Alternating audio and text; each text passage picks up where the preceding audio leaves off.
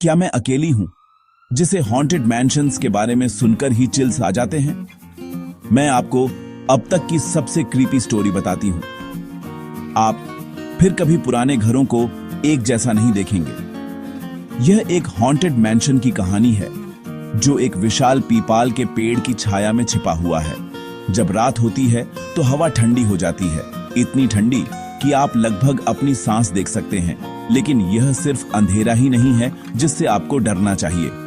पीपाल के पेड़ के नीचे दो रेस्टलेस स्पिरिट्स रोते हैं जो अपने अधूरे अतीत से फंसे हुए हैं। कुछ कहते हैं अगर आप ध्यान से सुने तो आपको उनकी रोने की आवाजें सुनाई देंगी जो खाली हॉल्स में गूंजती हैं। तो अगर आप कभी इस मैंशन में जाएं, याद रखें आपको सिर्फ खामोशी नहीं मिलेगी। यह एक ऐसी कहानी की गूंज है जो खत्म होने से इनकार करती है।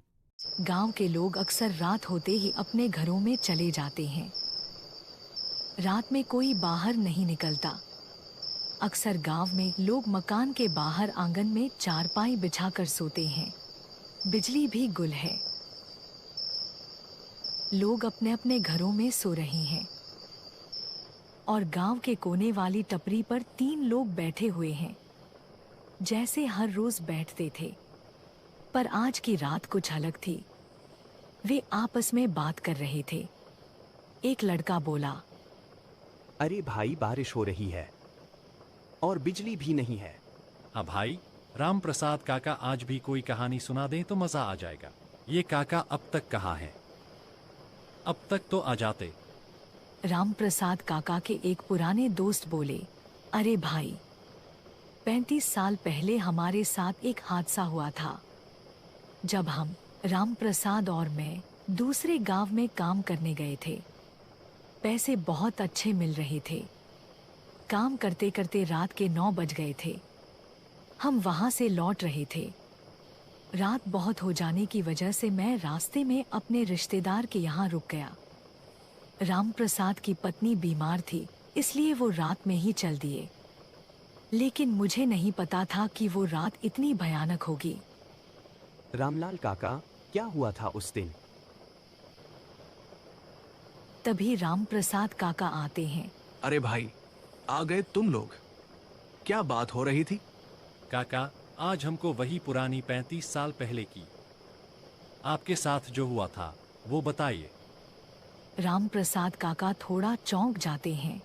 वो रात मुझे याद आती है तो मैं कांप जाता हूँ। तो सुनो, उस दिन रामलाल रास्ते में रुक गया था, लेकिन मेरी पत्नी बीमार थी, इसलिए मैं रात में ही लौट रहा था। रात बहुत हो गई थी, इसलिए मैं पुरानी हवेली के जंगल वाले रास्ते से आ रहा था।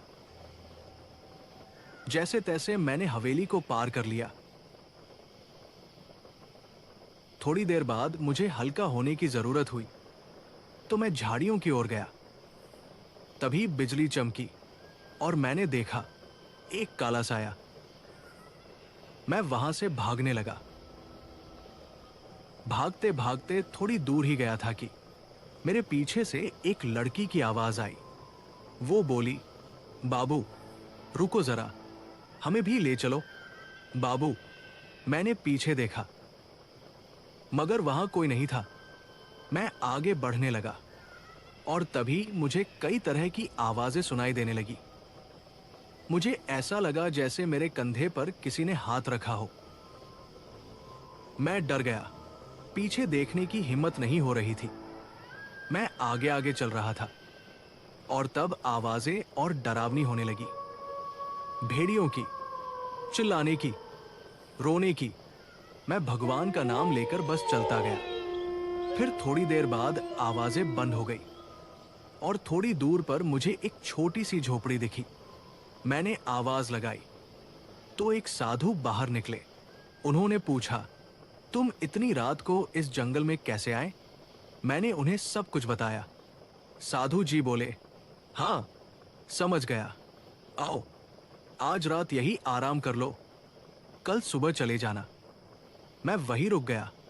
सुबह उठकर साधु जी से पूछा तो उन्होंने बताया कि हवेली के आगे जो पीपल का पेड़ है उसमें 2 आत्माएं रहती है, एक औरत की और एक उसके पति की। दोनों उसी रास्ते अपने घर जा रहे थे। बहुत धूप हो रही थी। उसका पति उसी पीपल के पेड़ के नीचे मर गया और फिर उस औरत ने भी आत्महत्या कर ली। अब दोनों की आत्माएं उसी पेड़ पर रहती हैं। मैं हूं आपका अपना संजय कुमार सैनी और आप देख रहे हैं रियल गोस्ट हिंदी चैनल। ऐसे ही और डरावनी कहानियों के लिए लाइक करें, सब्सक्राइब करें और बेल आइकन जरूर दबाएं। मिलते हैं अगली सच्ची भूतिया कहानी में।